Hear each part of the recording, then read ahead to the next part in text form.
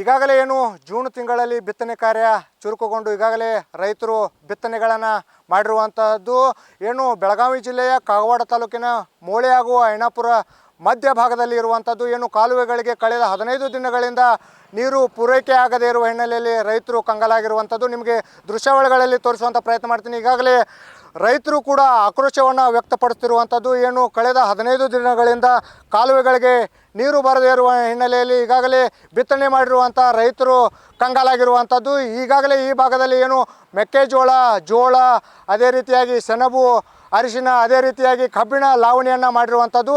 ಇನ್ನು ನನ್ನ ಎಡಭಾಗದಲ್ಲಿ ಏನು ಕಾಲುವೆಯನ್ನು ತೋರಿಸುವಂಥ ಪ್ರಯತ್ನ ಮಾಡ್ತೀನಿ. ಏನು ಕಳೆದ 15 ದಿನಗಳಿಂದ ಕಾಲುವೆಗಳಿಗೆ ನೀರು ಬರದೇ ಇರುವ ಹಿನ್ನೆಲೆಯಲ್ಲಿ ರೈತರು ಅಕ್ಷರಶಃ ಕಂಗಾಲಾಗಿರುವಂಥದ್ದು.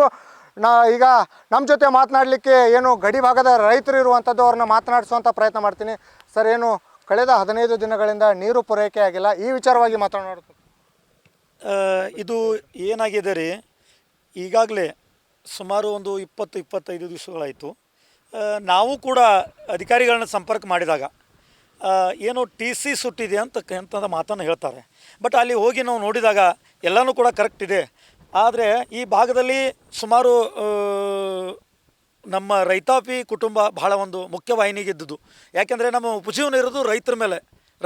ಯಾಕೆ ಜನಪ್ರತಿನಿಧಿ, ಈ ಭಾಗದ ಜನಪ್ರತಿನಿಧಿಗಳು ಕೂಡ ಗಮನ ಹರಿಸಬೇಕು ಅಧಿಕಾರಿಗಳ ಮೇಲೆ.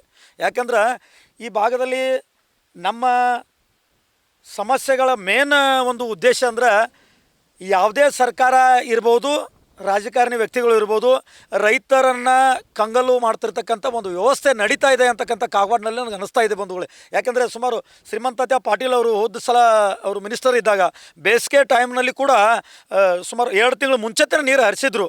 ಆದರೆ ಇಂಥ ಮಳೆಗಾಲ ವ್ಯವಸ್ಥೆಯಲ್ಲಿ ಕೃಷ್ಣಾ ನದಿ ತುಂಬಿ ಹರಿತಾ ಇದೆ. ಇಂಥ ಟೈಮ್ನಲ್ಲಿ ಕೂಡ ಇಲ್ಲಿ ನೀರಿನ ವ್ಯವಸ್ಥೆ ಜನರಿಗೆ ಮತ್ತು ರೈತರಿಗೆ ತೊಂದರೆ ಆಗ್ತಾ ಇದೆ. ಯಾಕೆಂದರೆ ಇಲ್ಲಿ ನಾವು ಮಳೆಗಾಲನ ನಂಬಿಕೊಂಡು ಜೀವನ ಮಾಡ್ತಿರ್ತಕ್ಕಂಥ ಒಂದು ರೈತಾಪಿ ಕುಟುಂಬದಲ್ಲಿ ನಾನು ಕೂಡ ಒಬ್ಬ ರೈತನ ಮಗನಾಗಿ ಹುಟ್ಟಿದ್ದೀನಿ.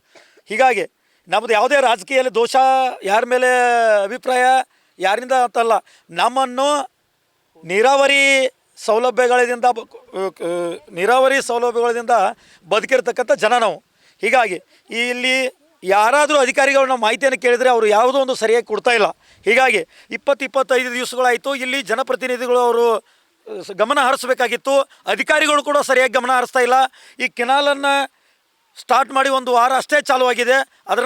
ತದನಂತರ ಅವರು ಯಾರಾದರೂ ಕೂಡ ನಾವು ಕೇಳಲಿಕ್ಕೆ ಹೋದಾಗ ಯಾಕೆ ಬಂದಾಯಿತು, ಈ ಸಡನ್ಲಿ ಏನಾಗಿದೆ, ಟೆಕ್ನಿಕಲ್ ಏನು ಪ್ರಾಬ್ಲಮ್ ಇದೆ, ತಾವು ರೈತದಲ್ಲಿ ಈ ಕೃಷ್ಣಾ ನದಿ ಇವತ್ತು ತುಂಬಿ ಹರಿತಾ ಇದೆ, ತಮಗೆಲ್ಲ ಗೊತ್ತಿದ್ದಿರ್ತಕ್ಕಂಥ ಎಲ್ಲ ರೈತರು ಕೂಡಿದ್ದಾರೆ, ಅವ್ರಿಗೆ ಕೂಡ ಎಲ್ಲ ತಿಳಿತದೆ ನಾವು ಏನೋ ಹೇಳಿದ್ರು ಕೂಡ.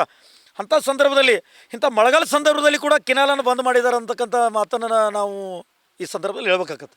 ಸರ್, ಈಗ ಕಳೆದ 15 ದಿನಗಳಿಂದ ನೀರಿಲ್ಲ. ಈಗಾಗಲೇ ಬಿತ್ತನೆ ಕಾರ್ಯಗಳು ಕೂಡ ಮುಗಿದಿರುವಂಥದ್ದು. ಈಗ ಸದ್ಯಕ್ಕೆ ಬೆಳೆಗಳಿಗೆ ನೀರಿನ ಅವಶ್ಯಕತೆ ತುಂಬ ಇರುವಂಥದ್ದು. ಈ ವಿಚಾರವಾಗಿ ಹೇಳೋದಾದ್ರೆ ಸರ್, ಬೆಳೆ ನೀವು ಈ ಸದ್ಯ ನಾವು ಈ ಕೃಷ್ಣಾ ನದಿ ತೀರದ ನಮ್ಮ ಇವು ಕೆನಾಲ್ ಮುಖಾಂತರ ನಮಗೆ ನೀರು ಬರ್ತಾವಂತಕ್ಕಂಥ ಒಂದು ಮನೋಭಾವನೆ ಇಟ್ಕೊಂಡು ನಾವು ಇವಾಗಲೇ ಬೆಳೆಗಳನ್ನು ಮಾಡಿದ್ದೀವಿ. ಯಾಕಂದ್ರೆ ನಾವು ಕೃಷ್ಣಾ ನದಿಯಿಂದ ಪೈಪ್ಲೈನ್ ತರಲಿಕ್ಕೆ ಆಗೋದಿಲ್ಲ. ಕೆಲವು ಜನಗಳು ತಂದಿದ್ದಾರೆ. ನಾವು ರೈತಾಪಿ ಜನರಿದ್ದು ನಮಗೆ ನೀರಾವರಿ ಸೌಲಭ್ಯ ಇಲ್ಲ, ಈ ಕೆನಾಲ್ ಮುಖಾಂತರ ನಮಗೆ ಏನೋ ಸಹಾಯ ಆಗ್ತದೆ ಅಂತಕ್ಕಂಥ ಮನೋಭಾವ ಇಟ್ಕೊಂಡು ನಾವು ಈಗ ಬೆಳೆಗಳನ್ನು ಮಾಡಿದ್ದೀವಿ. ಮೆಕ್ಕೆಜೋಳನ ಹಾಕಿದ್ದೀವಿ, ಕಬ್ಬು ಲಾವಣಿಗಳನ್ನು ಮಾಡಿದ್ದೀವಿ, ಬಟ್ ಬೇರೆ ಏನೇನೋ ಮಾಡಿದ್ದೀವಿ. ಬಟ್ ಈ ಮಳೆಗಾಲ ಟೈಮ್ನಲ್ಲಿ ನೀರೇ ಬಂದಿಲ್ಲ. ಈ ವ್ಯವಸ್ಥೆ ಹದಗೆಟ್ಟಿದೆ. ಈ ಕ್ಷೇತ್ರದಲ್ಲಿ ಇರ್ತಿರ್ತಕ್ಕಂಥ ವ್ಯವಸ್ಥೆ ಎಲ್ಲ ಸಂಪೂರ್ಣ ವಿಫಲ ಆಗಿದೆ. ಜನಪ್ರತಿನಿಧಿಗಳು ಇದ್ರ ಬದಲು ಗಮನ ಹರಿಸಬೇಕು. ಮತ್ತು ಅವರ ಗಮನ ಹರಿಸ್ತೇ ಇದ್ರೆ ಮುಂದಿನ ದಿನಮಾನಗಳಲ್ಲಿ ಇದೊಂದು ರೈತ ಕುಟುಂಬಕ್ಕೆ ಒಂದು ಅನ್ಯಾಯ ಮಾಡ್ತಿರ್ತಕ್ಕಂಥ ವ್ಯವಸ್ಥೆ ಈ ಭಾಗದಲ್ಲಿ ನಡೆದಿದೆ. ಅದು ಖಂಡಿತವಾಗಿ ಇದು ಜನರ ಪರ ವಿರೋಧಿ ಅಲೆಯೇನ ಇದೆ. ಯಾಕೆಂದರೆ ಜನರ ಮನಸ್ಸಲ್ಲಿ ಏನು ಒಂದು ಸಮಸ್ಯೆಗಳಿದ್ದಾವೆ ಅದನ್ನು ಅರ್ಥ ಮಾಡ್ಕೊಳ್ಳಿಕ್ಕೆ ನಾವು ಒಬ್ಬ ಜನಪ್ರತಿನಿಧಿನಾಗಿ ನಾವು ವಿಧಾನಸಭೆಗೆ ಕಳಿಸಿರ್ತೀವಿ. ಬಟ್ ಈ ಭಾಗದಲ್ಲಿ ರೈತ ಕುಟುಂಬದ ಒಬ್ಬ ಜನರನ್ನು ಯಾರಾದರೂ ಕರೆದು ಮಾತನಾಡಿಸಿದ್ರೆ ಅವರು ಸಮಸ್ಯೆಗಳನ್ನ ಹೇಳ್ಬೇಕಾದ್ರೆ ಯಾರಿಗೆ ಹೇಳಬೇಕು? ಈ ಪರಿಸ್ಥಿತಿ ನಮ್ಮ ಜನರದಾಗಿದೆ. ಇವಿಷ್ಟು ಏನು ರೈತರ ಮಾತಾಗಿರುವಂಥದ್ದು. ಕಳೆದ 15 ದಿನಗಳಿಂದ ತೊಂದರೆಯಲ್ಲಿರುವಂಥ ರೈತರು ತಮ್ಮ ಆಕ್ರೋಶವನ್ನು ವ್ಯಕ್ತಪಡಿಸಿರುವಂಥದ್ದು. ಏನು ಈಗಾಗಲೇ ಕಳೆದ 15 ದಿನಗಳಿಂದ ನೀರು ಬಂದಿಲ್ಲ, ನಮಗೆ ಆದಷ್ಟು ಬೇಗ ಇಲ್ಲಿಯ ಸ್ಥಳೀಯ ಶಾಸಕರಾಗಿರುವಂಥ ರಾಜು ಕಾಗೆ ಅವರು ನೀರಿನ ವ್ಯವಸ್ಥೆಯನ್ನು ಮಾಡಿಕೊಡಬೇಕಂತ ಹೇಳಿ ಈಗಾಗಲೇ ಏನು ನ್ಯೂಸ್ ಫಸ್ಟ್ ಜೊತೆ ಮಾಹಿತಿ ಹಂಚಿಕೊಂಡಿರುವಂಥದ್ದು. ಕ್ಯಾಮ್ರಾ ಪರ್ಸನ್ ಸುನಿಲ್ ಜೊತೆ ಸಂಜಯ್ ಕೌಲ್ಗಿ, ನ್ಯೂಸ್ ಫಸ್ಟ್, ಚಿಕ್ಕೋಡಿ.